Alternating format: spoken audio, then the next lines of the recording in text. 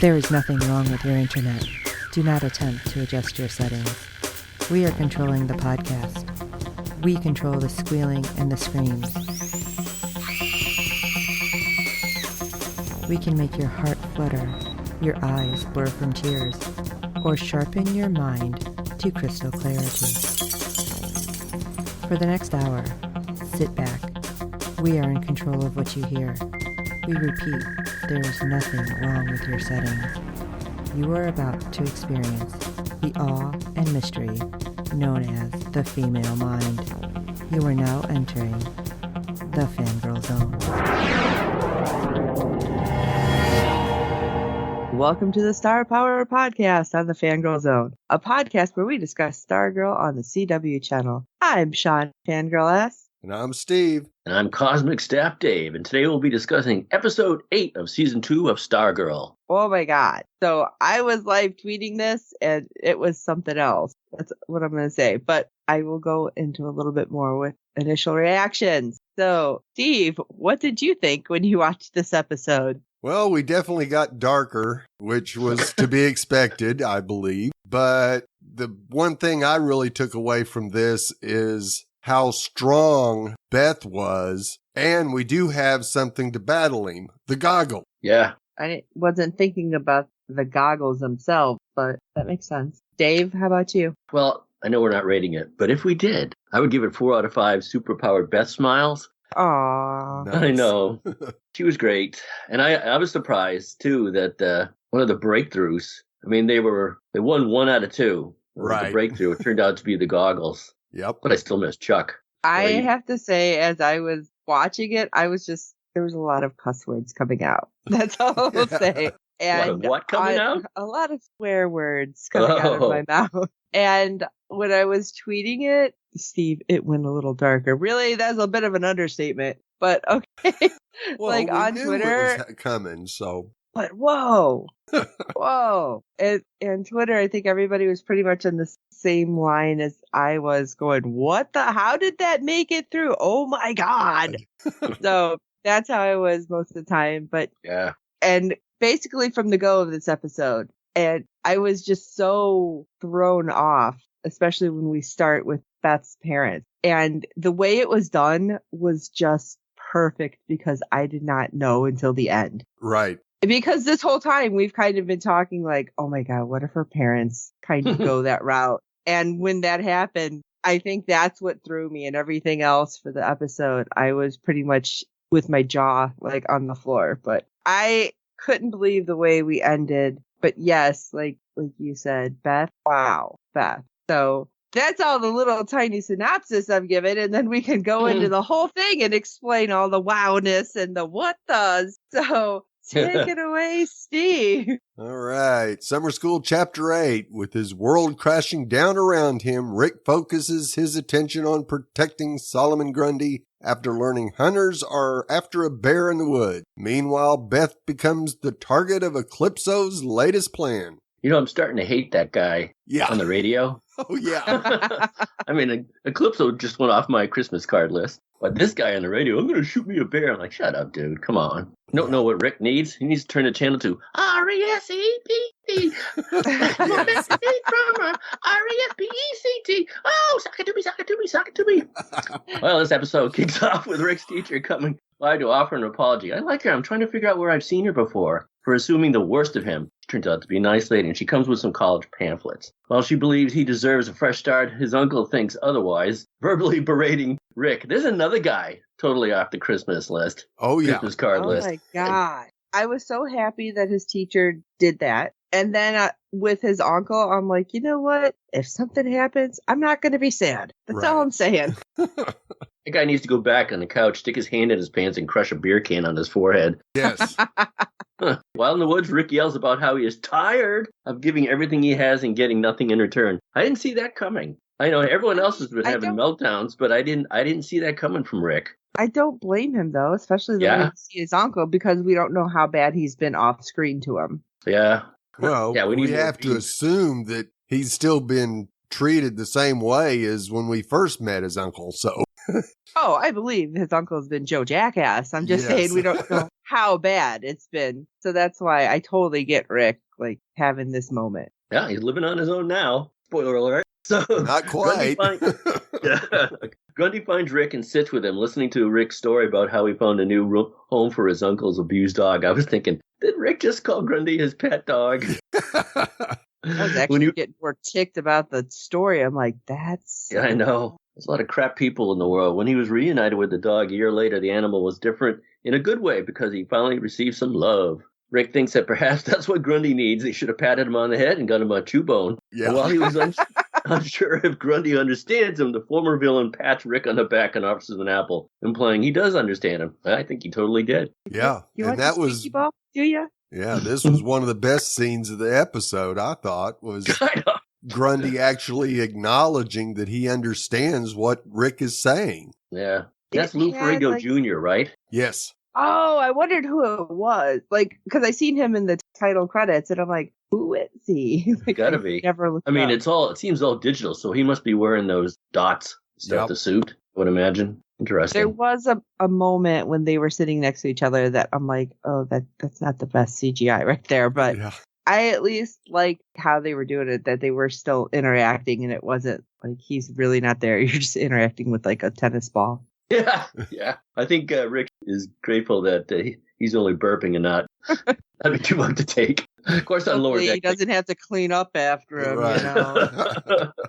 Meanwhile, things are not looking too good for Courtney, who's feeling guilty about bringing Yolanda into this world and the trauma that she's dealing with. I was really sad when they're sitting there talking about this. And I will tell you again, all the way through the end, I'm like, how much of it was true and how much is Eclipso messing with Courtney? I mean, I think it's true, this whole scene, but it was really starting to, the way it played out is starting to make me wonder. Well, I think Barbara. Yeah, this was just opening the door to let Eclipso in. See, I feel like Pat and Barbara are telling her, like, oh, it's okay, just give her space. But Pat and Barbara know more than Courtney, and I feel like they need to share it. It's like at this point, you know what? The world's going topsy-turvy. You two, I know Pat told Barbara whatever, so you guys need to share with Courtney what's the what. What if it makes it worse? Yeah. Oh, jeez, don't say that.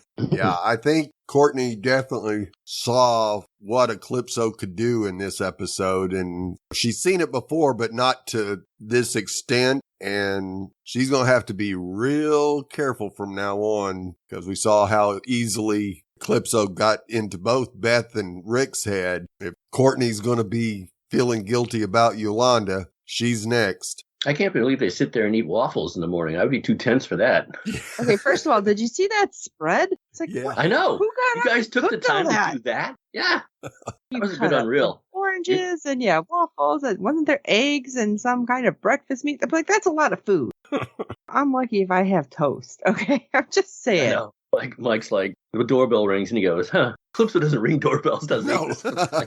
Hope not. Hi, guys. What's that smell? Waffles? It's like, oh, you guys have been cooking. Let me in. I love that Mike thinks stopping Eclipso would be the best, because Mike, everybody thinks stopping Eclipso would be the best thing. This isn't new territory here. I wonder if he's going to take a chance. Mike? Maybe he'll climb. Yeah, Mike. You guys aren't getting it done. And he climbs into the rebuilt robot. Oh, God.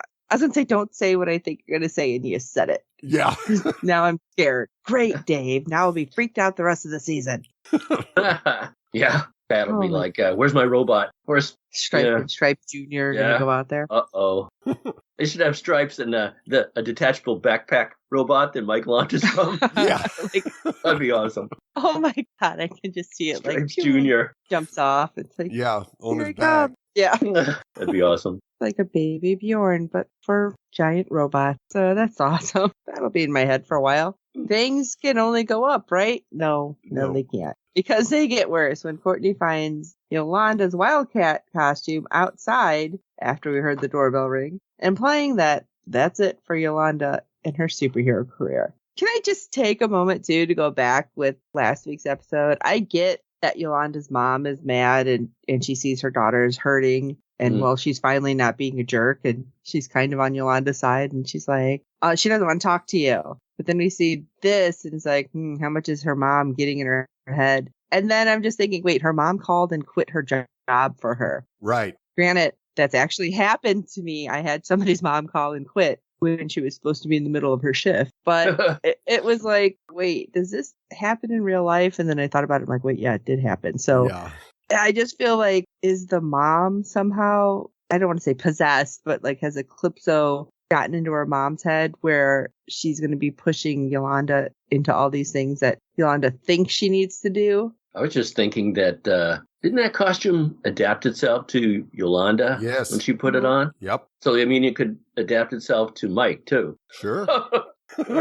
I'd rather see him in a little robot outfit on the back. Right. But you never know. Right. Oh my No, I gosh. absolutely think that Eclipso's gotten into Yolanda's mother's head and is doing everything she can, because ever since last season when the pictures came out, her parents have treated Yolanda like dog do. Oh my gosh. Dog do. Yeah, like horrible. Yes. And I think it's continuing, even though the pasture said Yolanda needs compassion, not your anger. I'm not seeing it yet. You're going to have to show me before I believe that they're accepting her back as their daughter and not treating her like a leech to their family. Yes. Yeah. Well, there's a dark cloud hanging over the entire town. God knows Yes. what's going on in everyone else's household. Exactly. Well, we check in on Beth, who is also hard at work, and she briefly makes contact with Dr. Midnight. He confirms he is alive and in the Shadow Realm. And the reason he's able to contact her is because their goggles are connected and the shadow barrier is breached. We'll find that crap. hole and get him back.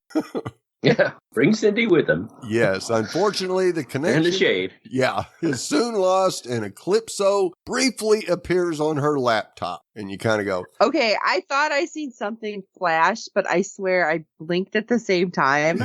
And so I'm like, wait, is that just Chuck like in the laptop? What's going on? And then everything started going crazy. So I'm like, wait, what happened? right. Eclipse should have said, I'm here. Yes. Oh, God. This is followed by more unfortunate news as her parents sit down to talk to her about the divorce. And they end up blaming her for their relationship falling apart. Oh my God. This is where, seriously, I'm like, wait, did they really say that? And I mean, the other stuff was gross. And I'm sure that, like, that part I knew was fake, like what's coming. Right. But like her parents, I seriously had no clue because the way that they've been with her. Right. They've been very standoffish and yeah, it seems like Eclipso's been in their head some too. But seriously, when they're like, oh, we decided to focus all on you, I'm like, wait, are we talking about the same family here? Because I feel like Beth has been doing everything, making your lunches and breakfast and dinner and like all of this stuff in the house. It's like, wait, what? Yeah. How are you focusing on her? I was just like getting so mad. Yeah. We've And never seriously, seen her being the focus of their lives because they work almost 24/7. Yeah. But holy crap, I will tell you, Twitter blew up with this because nobody was sure. Right. And that's good writing. That's what I'm going to say. Like, you have the entire fandom going, oh my God, they really said it out loud. Yes. And to make matters worse, the Ugh. lovely Reubens that her mother made turn out to have maggots crawling in them. Oh, that was so gross. Yes. Yeah, I So gross. checked the meat and refrigerator if I were them. Yeah. Oh. Which wouldn't surprise me a bit. Now, of course, frustrated by this, she leaves home. Well, poor little Beth. You think she's got problems? Things aren't going too well for Rick either. After his talk with Grundy, he overhears on the radio that people think there is a violent bear in the woods, and he sees several people with guns going into the woods to hunt this bear. Rick knows they're going after Grundy, so he calls Pat for help, confessing that he's been hiding Grundy in the woods and feeding him. Yikes. When they arrive at the woods, they see no trace of Grundy, Rick, or the hunters, even though Rick ran into two battered hunters who claim Grundy injured them and has a little girl. Oh, boy. And then with the stuff that's coming up, like, wow. Yeah. Yeah, I was like, wait, again, is this all real? Because at this point, I'm like, okay, well, we've been hearing the whole thing about the bear for a while. So I figured, okay, they finally turned and they have all these hunters going out. And I'm thinking, is that even safe for the hunters? Like, oh, we're all going to go out and be shooting at everything. I don't know And where how they are. have just that thin film of like fog everywhere so you can't see. Right. It was nice and sunny on the road, and I thought there was a continuity error because a lot of times it's sunny on the road or wherever he's driving, and in the woods too. But the woods aren't in the town per se, Right. so they're not covered with the dark cloud. Or should it be? I guess I think it is. Whatever he wants. Yeah. I thought they said like it was spreading. Yeah. Everything was getting bigger. Because like a lot of people were like, why is he wearing a coat if it's supposed to be 4th of July? Right. Yeah. Like, did you not hear them say, I think it was last episode, everything's dying, it's getting cold. Yeah, not the woods though. But it was sunny. Pretty sure it was sunny out on the road, at least. Right, yes. And that's where the hunters appeared. Yeah, so peeking out. I don't know how he was able to start that illusion for Rick, but I don't know. It just seemed like he could be everywhere at one time. Yeah.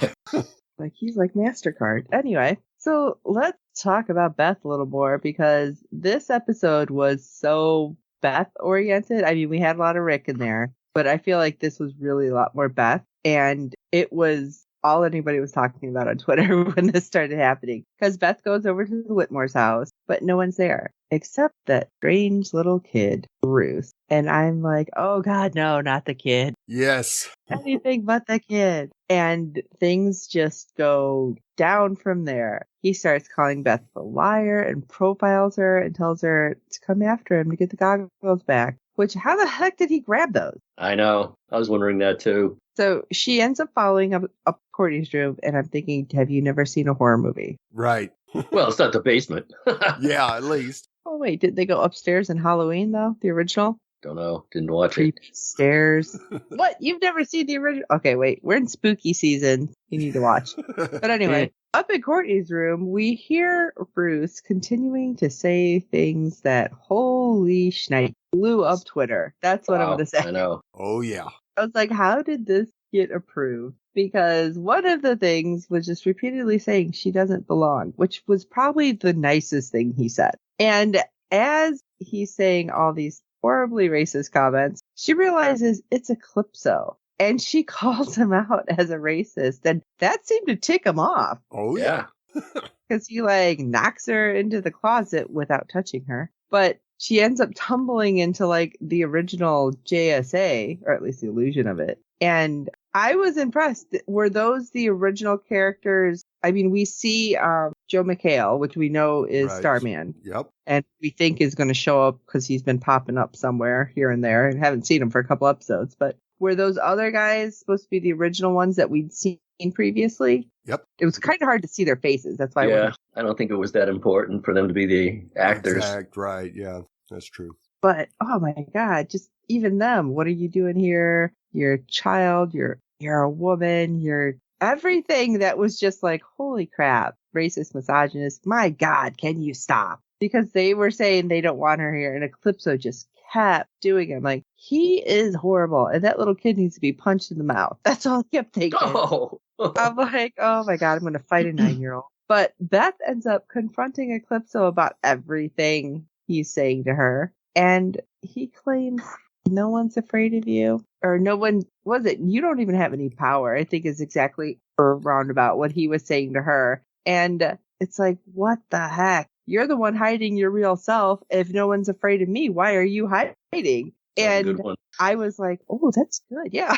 I'm like, she's smart. Damn, I wasn't thinking that. I'm just like, kid needs to be punched. That's all I kept thinking. But he's just claiming that she's nothing. And Beth realizes, which, oh my God, Beth, you are ahead of everybody. Yeah. Because she gets the fact that, oh, you need me to give in to my insecurities and fears, which I'm not going to do. I chose to be Dr. Midnight, and I love being black, and I will not let you make me feel any way about that, because you're not going to get me. And holy crap, this faith in who she is gives her the strength to take the goggles back and put them on, and she can see through the entire illusion. I will tell you, I was like, yeah!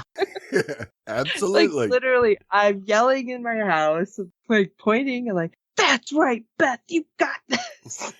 And Twitter was pretty much doing the same thing. They're like, the only one who knows. So it was so great to see her do this. And seeing that the original Dr. Midnight apparently had been watching this whole thing. So we don't know exactly how long this happened. We're assuming it was pretty quick. Right. But he confirms, no, you never left. You bested Calypso, and you did it by yourself. It wasn't the tech. It wasn't anything. But don't take the goggles off, right? We don't need to go through all that. But Maybe I thought the that was table. Part of that scene at the old JSA, there was no owl. Right. And the other owl background thing, if you look in her house, not in her bedroom, but there's an owl painting in the hallway too. A nice big owl too. I don't know anybody who does that, but they're looking at their best house. She has an owl painting in the hallway. Oh, I didn't notice that. Because we haven't seen the owl since like forever. Right. Yeah. So that's why it's like I don't think about it. But that's interesting that they're doing that. So kind of like another show like The Watcher, the owl's getting closer. Yeah. Yeah. I love too that she's officially updated in the JSA files as the new Dr. Midnight. I'm like, yeah, that's right. So if she's updated, she should be able to find out what the secret is. You would think. Oh, okay. One thing at a time, because she's a little stressed That's out a big right now. thing. Yes. I know, but she was a little stressed out this episode. But she also gets a second chance to talk to her parents, which she finds out this is the first time they've been home all day. That first one was, in fact, an illusion. And all I kept thinking was, thank the stars, because that was horrible. And I was so scared that it was true. Right. Yeah, But- because they've been so cold to her in the past, it wouldn't really have been that big of a reach for them to come out and say that to her. Yeah, that's what I was so scared. I mean, they tell her she belongs. No one should tell you otherwise. And I'm thinking, well, that would have been great advice previous to Eclipso too. But I'm glad that she was okay and that the parents really didn't say that. And whew, that was just a relief when we got to the end of like her storyline there. Right. I was so happy, and I'm like, that little kid still needs to be punched in the mouth, though. Yeah. I was just going to say that now that she has access to the files, she'll know that Pat and Barbara are keeping a secret, and everyone seems to be keeping a secret. I mean, and we learned Rick's secret. So does that mean Beth will keep this secret? If she does get access, will she keep whatever the secret is? Oh my gosh.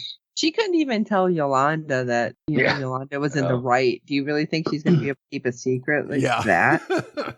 Maybe she'll go up to Pat and say, hey, I just found out. And he goes, yeah, I know. You know? Right. That'll be rough. And it was a little odd seeing Beth's parents treating her completely differently than they have in the past. It was just, huh? You're actually loving parents now? What? Yeah. Right. Not like, hey, where's dinner? Right. So that was a little odd, but at least it made me feel a little bit better about her parents. Yeah. Beth goes, she'd go, I'll make dinner. You guys sit down. Let me do it, please. I loved how she told them that she was taking up swimming for the goggles. They kind of looked like, they just looked at her. You swim? What? Just thinking like, oh, honey, those at least like, I don't know, be like, oh, I was on a motorcycle. I don't know. Something that made a little more sense with giant goggles. Well, we go back out to the woods where Rick goes after Grundy, and when he finds him, there's a dead girl in the water. Furious, Rick calls Grundy a monster, and of course this scares him off. Courtney and Pat arrive and try to calm Rick down, but they see the dead girl as well. So while tending to her, Rick runs off swearing to kill Grundy. The girl turns out... I was freaked out. Yes. And the girl turns out to be Dr. Midnight's dead daughter, and her eyes open before she vanishes, revealing it's an illusion. Did you guys realize that was Midnighter's daughter? Yeah. Yep. Yeah. See, I didn't catch I barely had a away. chance to say, oh my God, before she disappeared. I'm like, oh, okay. Yeah. Illusion. I was like, what's with the clothes? Like, I wasn't focusing on the face. Right. And I was like, what's with the clothes? And then when her eyes opened, I'm like, oh my God. And then she just poofs out, and you go, oh man, this could have been so much better. And then you hear the laugh. Yeah. And I'm like, always with the creepy kid laugh. What the hell?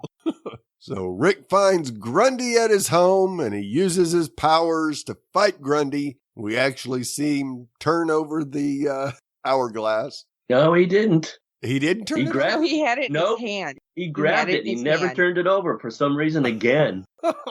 That's because they used all of it on Solomon Grundy. They can only do so much CGI, okay? Right. But as they were fighting, the sand was like flying through the glass, getting less and less. Right. And then at one point, it was full again. I'm like, oh, they blew it. Yeah. And then I swear to God, I was watching. The second time I watched it, and it was like draining like crazy. That's not an hour. Not even TV time. No, not But then at all. another time it was full. It was full again. I'm like, oh, geez, they're blowing it. And then it was draining out again. And I thought maybe that's why. Well, we'll get to that. Go ahead. I'm sorry, Steve.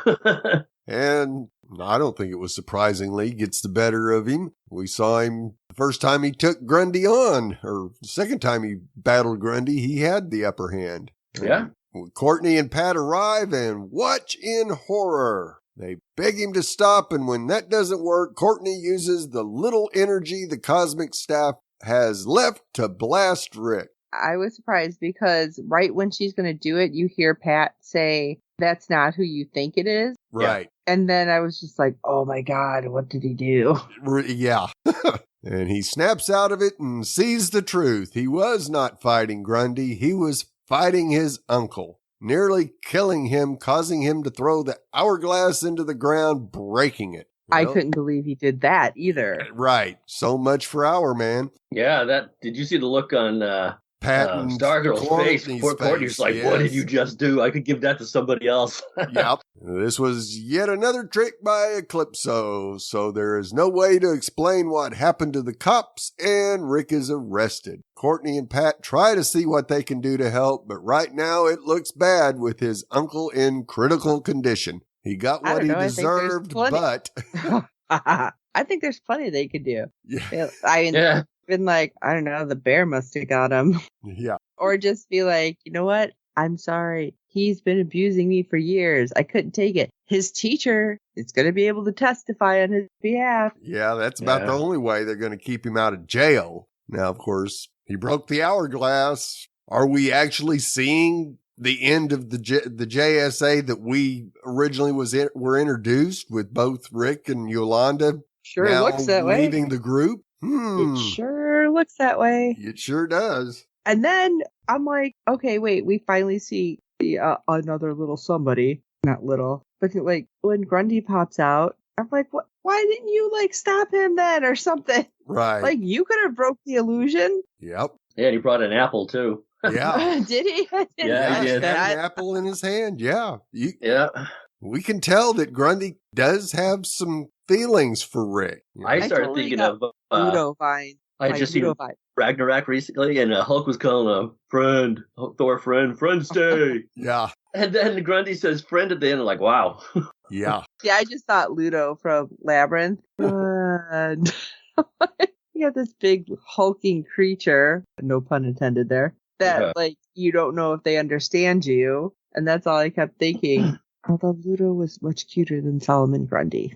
Yeah. Well, anyway, the uncle should be dead. Come on. Right. Yeah. That I mean, would be if the Grundy best thing. barely made it. Yeah. Come on. This time, if you look, the sand is gone. So you could actually say, oh, he didn't kill him because there's no sand left. So no power. But please, the sand was still in it when he threw him against the car. So I don't know how you survived that. Yeah. Plus the fact that he was snapping his neck with those punches. Yeah. He thinks he's hitting Grundy. Yeah, absolutely. So he wasn't holding back. No. Yeah. Yeah, that guy should be dead. Yeah. We'll see how they explain. I don't know. I mean, they had the empty hourglass. Maybe they'll try to use that as an explanation, but I don't buy it. Anyway, while Pat and Courtney are trying to help Rick, Barbara fills Mike in on Eclipso's visions. Mike wants to know how they can help him. Barbara tells them they just have to be there for Courtney and Pat. As they hug, the Whitmore house is covered in ice. What'd you think of that? I was like, what is happening? Weather getting worse or... Well, with the preview for next week, I'm really confused. Like, because I don't know if it's Eclipso this entire time. I feel like it's Agnes, but is it all Eclipso doing this? It's like, what the heck? Yeah, that's could go a couple of different ways, I think. You know, that might be Cameron. That could be Shade. I mean, that could be anything. But yeah, it wouldn't surprise me if that's Calypso's doing that. Yeah, now that thinks he's already at least broke Rick, thought he was going to break Beth. Knows he broke Yolanda. Yeah, and he broke Yolanda. It's time for him to go after the Whitmores. All of them. Yeah, they're next. I don't know, Dave. I think it was you with the theory about Barbara having powers where you're a comic book guy. So if it is, in fact, Eclipso and they're going after Barbara and Mike, do you think this is when she's going to suddenly like show her powers or? Well, no, he said that she could really be the daughter or of the Shade that we used to see in the comic books and that they were related. I thought she's from another dimension. Right. Anyway, just like... either way, she could still end up with some powers. Yeah. Yeah. Or maybe this is when the other Starman, who's we haven't seen in like 4 episodes, is going to pop up. Right. Very well could be. Could be the real dad, and then we find out that Stargirl, Courtney, is really a legacy hero. Yep. We'll see. That's a lot. Yeah. There's a lot of what ifs happening here. That's a whole nother show, though. Right. Yeah. We still got 4 or 5 more episodes to my gosh, see where this is going. Well, we'd love to hear your thoughts on each and every episode this season. Our deadline for feedback is 6 p.m. Eastern every Friday during the season.